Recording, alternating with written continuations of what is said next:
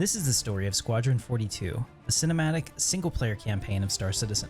I'm Captain Katarn, and today we're going to dive deep into the development saga of Squadron 42, from its 2012 crowdfunding birth to the present day. This is a tale of ambition and delays, blockbuster Hollywood talent, engine overhauls, legal battles, and a fan community riding the wildest crowdfunding roller coaster. It's most directly responsible for the long wait for Star Citizen itself, and, most importantly, it's a tale of high stakes. You see, Squadron 42 must succeed, or Cloud Imperium Games, the studio behind it, could collapse under its own weight.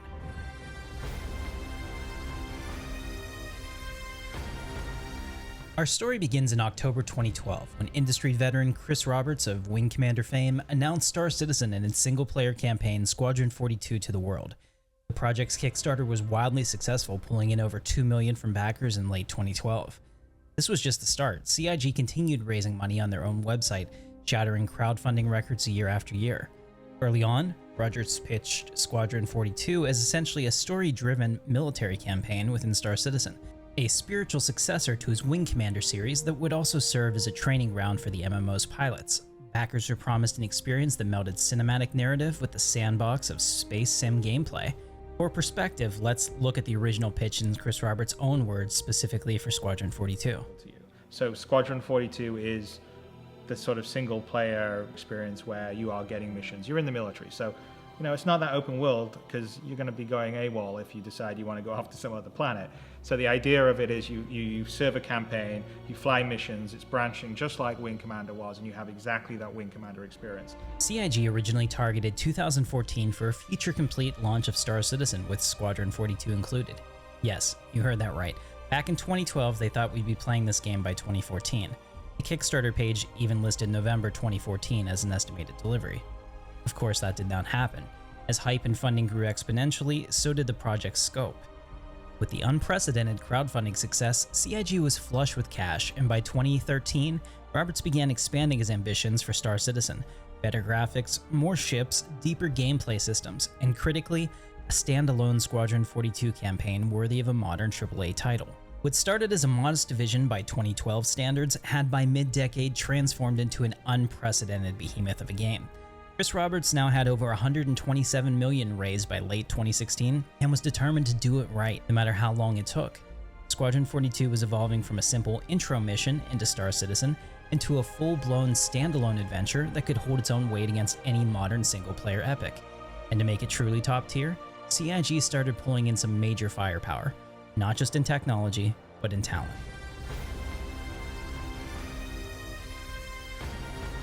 One of the biggest turning points in Squadron 42's development was the announcement of its star-studded cast. At Star Citizen's annual convention, CitizenCon 2015, Chris Roberts shocked fans with a bombshell reveal. Squadron 42 would feature an A-list lineup of actors straight out of Hollywood's Hall of Fame. This wasn't just a couple of celebrity cameos, it was practically a sci-fi blockbuster film cast. We're talking Gary Oldman, Oscar-winning actor of The Dark Knight and Harry Potter fame, portraying Admiral Ernst Bishop; Mark Hamill, yes, Luke Skywalker himself, returning to work with Roberts as he did in Wing Commander, in a key role; Gillian Anderson from The X-Files as Captain McLaren; Andy Serkis, who played Gollum in Lord of the Rings, among others; Mark Strong, John Rhys-Davies, Rona Mitra, even Henry Cavill, among many other notable actors. CIG was clearly aiming for Squadron 42 to feel like a Hollywood-caliber interactive movie. In fact, at the CitizenCon, they showcased an in-engine cinematic of Gary Oldman's Admiral Bishop giving a rousing speech to the UEE Senate, a tease that drove the crowd wild. The motion capture and voice work for these actors were reportedly done around 2015-2016, indicating CIG had built a full performance capture pipeline for realism. The cast announcement did two things. It validated Chris Roberts' cinematic vision, and it also raised expectations sky high. Squadron 42 was no longer some add-on campaign, it was being positioned as a AAA narrative game in its own right, as large as any AAA production with cast quality to rival Hollywood, as one press report put it. Chris Roberts himself emphasized the campaign's scope around that time. Over 60 missions, 340 speaking roles, and over 1,000 pages of dialogue had been written. He said, describing Squadron 42 as big and incredibly ambitious. For context, that amount of dialogue is on par with 2 to 3 feature film screenplays put together. The promise was clear. When Squadron 42 finally arrived, it would be massive. That 2015 fanfare came with implicit expectation. The game wasn't too far off. After all, if you've got Gary Oldman and Mark Hamill in the can, surely release is just around the corner, right? Internally, CIG was still hoping to deliver Squadron 42 by 2016. In fact, for a time, 2016 was floated as the target release date for Squadron 42 Episode 1. Backers eagerly awaited a concrete date, but 2016 would come and go with no game in hand. And this would only be the beginning of a long series of delays and blown deadlines that have come to define Squadron 42 and Star Citizen's development.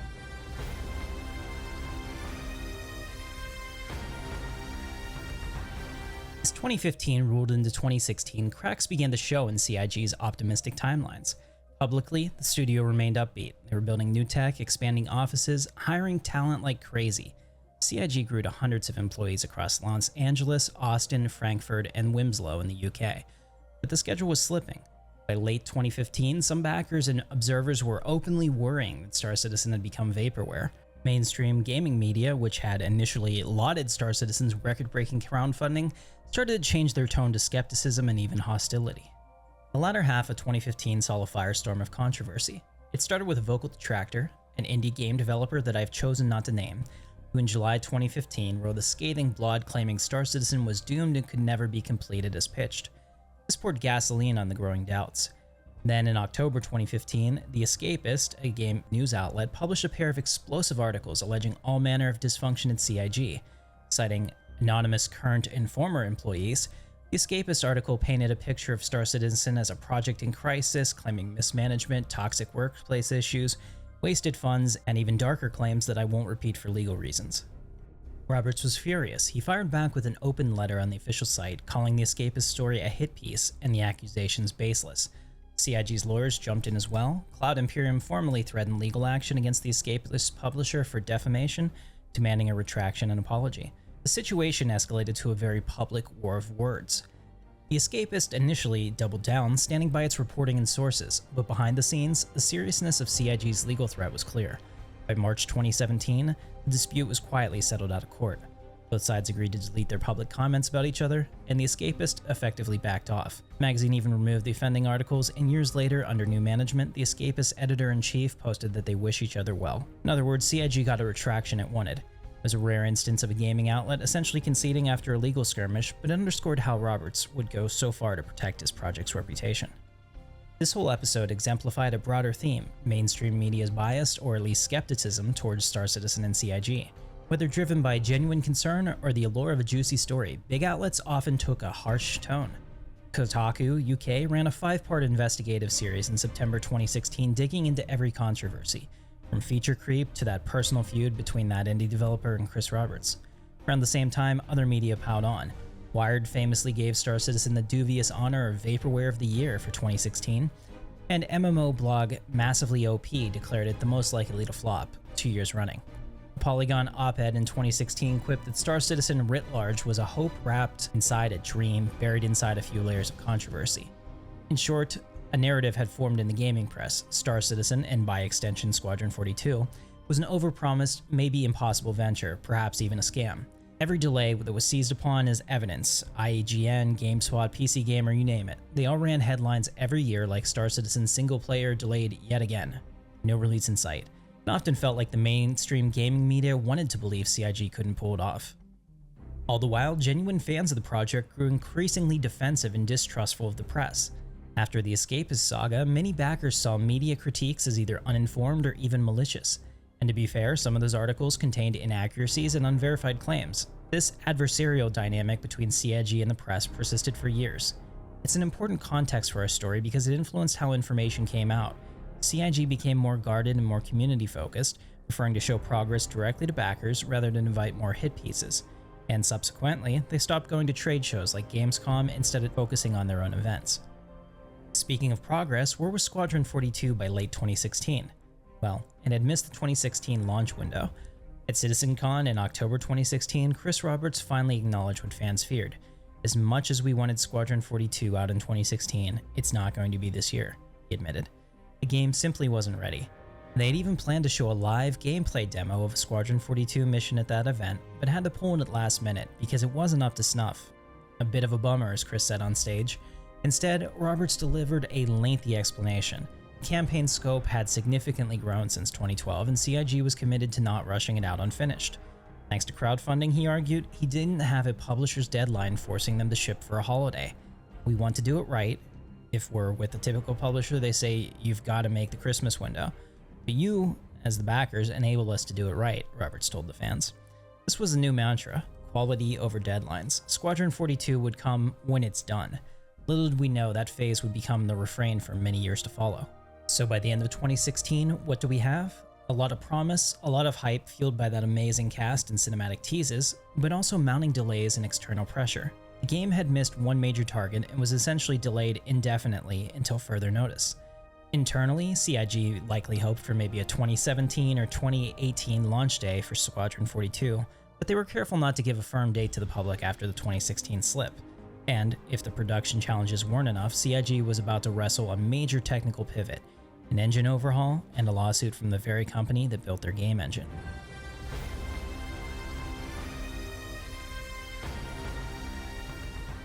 Building a game as ambitious as Star Citizen Squadron 42 required pushing technology to its limits.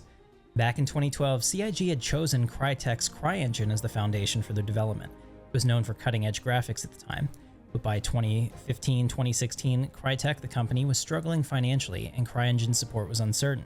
CIG needed a more stable path, so in 2016, Cloud Imperium made a pivotal decision. They switched to Amazon's Lumberjack engine, which was essentially a fork of the CryEngine licensed by Amazon.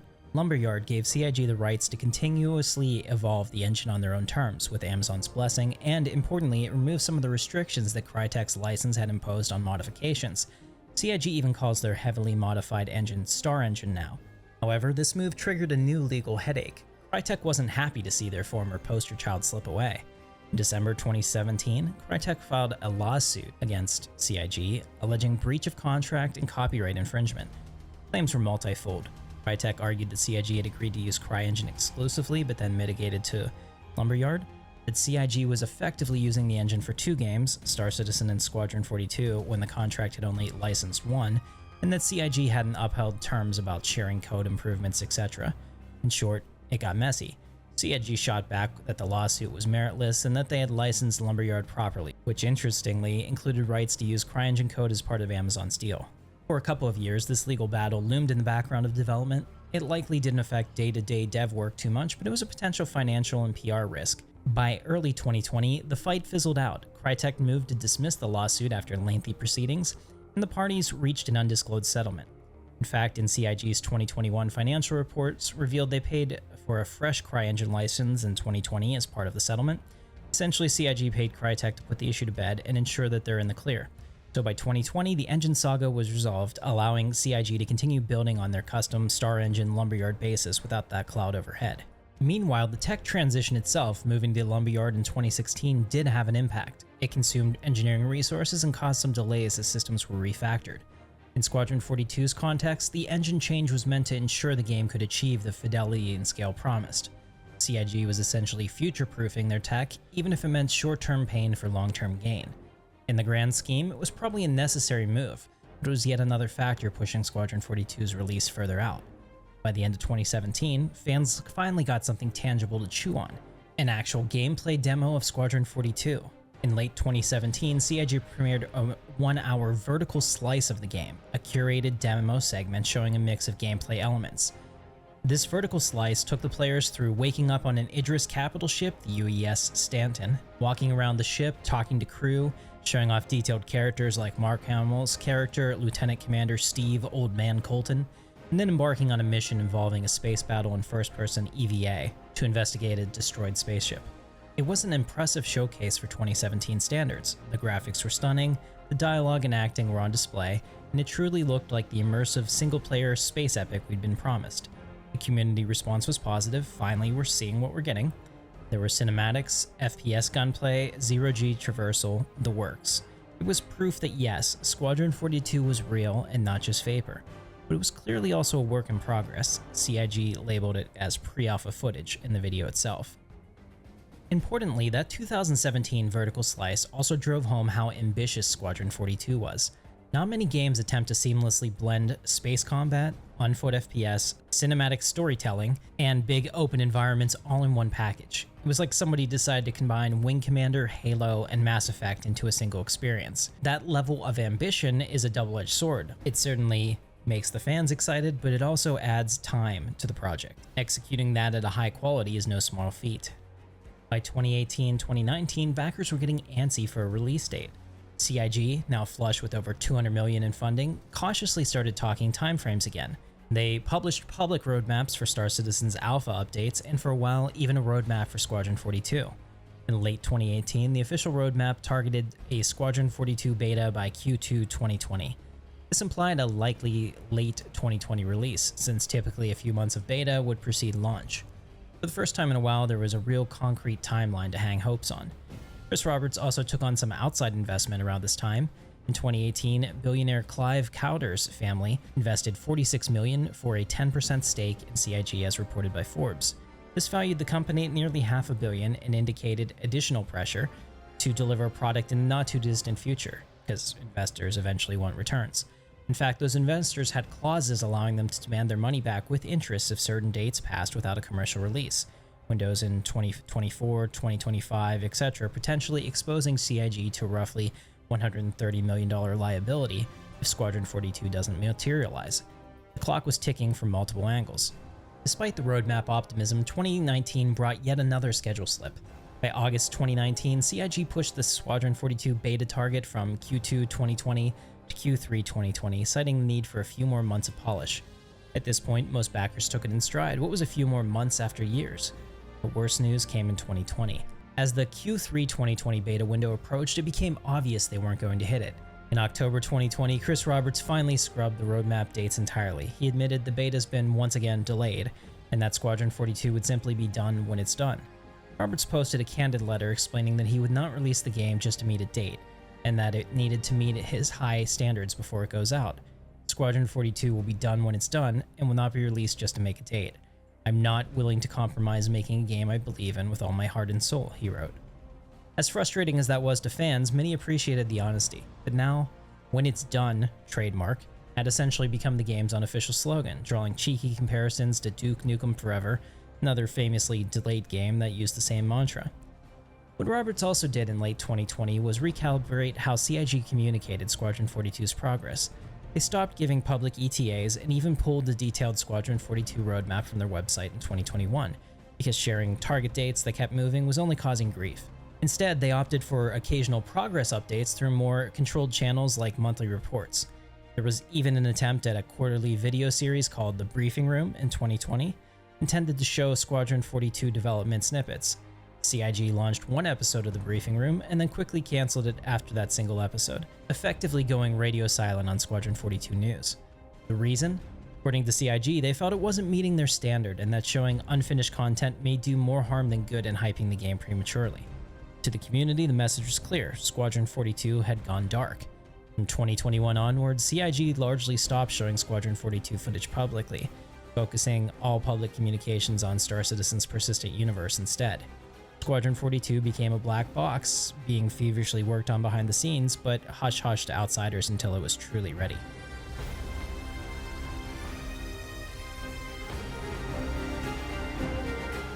If you were an active Star Citizen backer from about 2018 to 2024, you probably noticed something. Updates to the persistent universe slowed considerably, and certain long-awaited PU features, like the persistence and server meshing, kept getting delayed. This wasn't your imagination. CIG was implicitly reallocating resources to Squadron 42.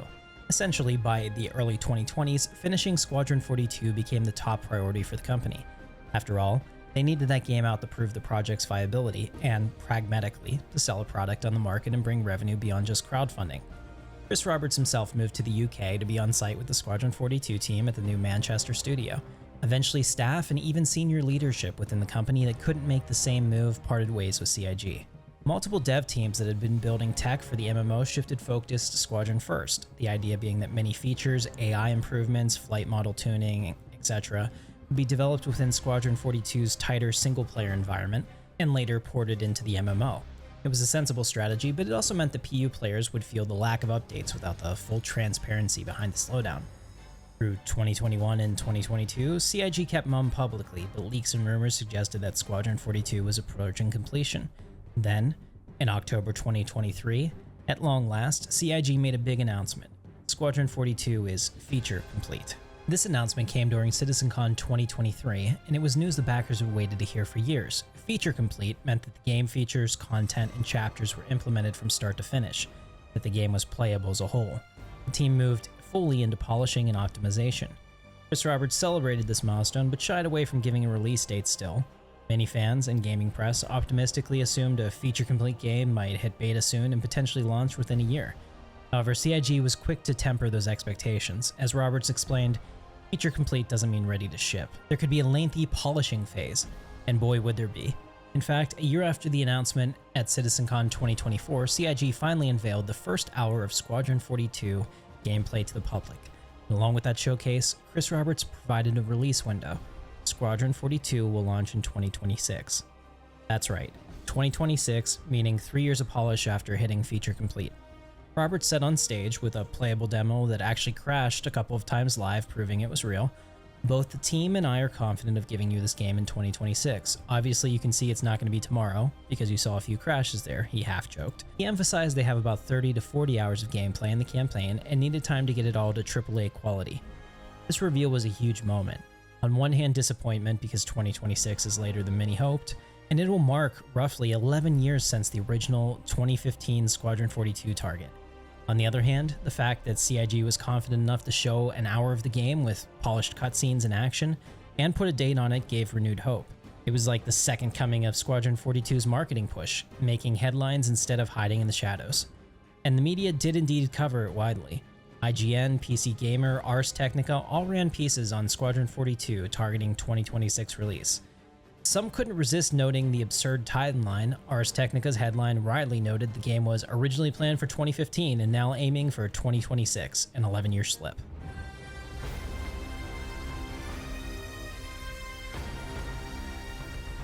Let's talk about stakes. Why have we been saying Squadron 42 must succeed or CIG will collapse?